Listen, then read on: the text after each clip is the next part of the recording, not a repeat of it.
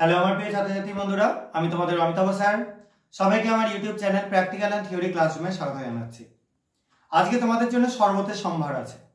দেখো, অনেক রকম শরবত তৈরি করে রেখেছি, মানে তৈরি করে দেখাবো অবশ্যই, এবং সেগুলো আমরা চোখ দিয়ে খাবো আপাতত। তো দেখো, এখানে একটা সলিউশন রয়েছে, একটা দ্রবণ রয়েছে। এটাই হচ্ছে আমাদের শরবত তৈরির একদম বেসিক জিনিস। আমরা প্রথমে ফার্স্ট এডটাই দিয়ে দিচ্ছি। কি হয়ে গেল? শরবত হলো কি না কফি হয়ে গেল, যাই হোক কিছু একটা হলো। এবার আমরা এটাকেই নিয়ে নেবো তার পরেরটায় দিতে। দেখো দিয়ে দিচ্ছি, একটুখানি কালারটা সামান্য পরিবর্তন করছে।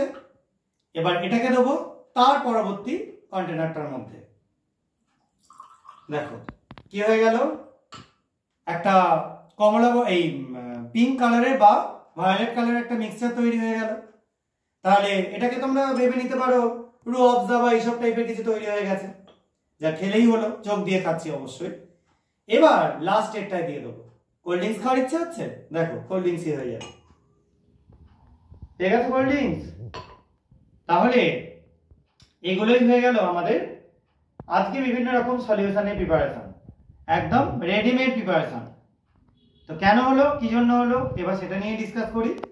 তো প্রথমে আমরা কপার সালফেট সলিউশন নিয়েছিলাম, খুব পছন্দের একটা সলিউশন, অনেকগুলোই দেখিয়েছি এই কপার সালফেট নিয়ে। তো সেটাকে আমরা যখন Na2S দেওয়া একটা কন্টেনারে দিলাম, তখন সেটা হয়ে গেল কিরকম, কালচে বর্ণের। তারপরে যেটা যোগ করলাম সেটা হচ্ছে ফেনলফথ্যালিন সলিউশন।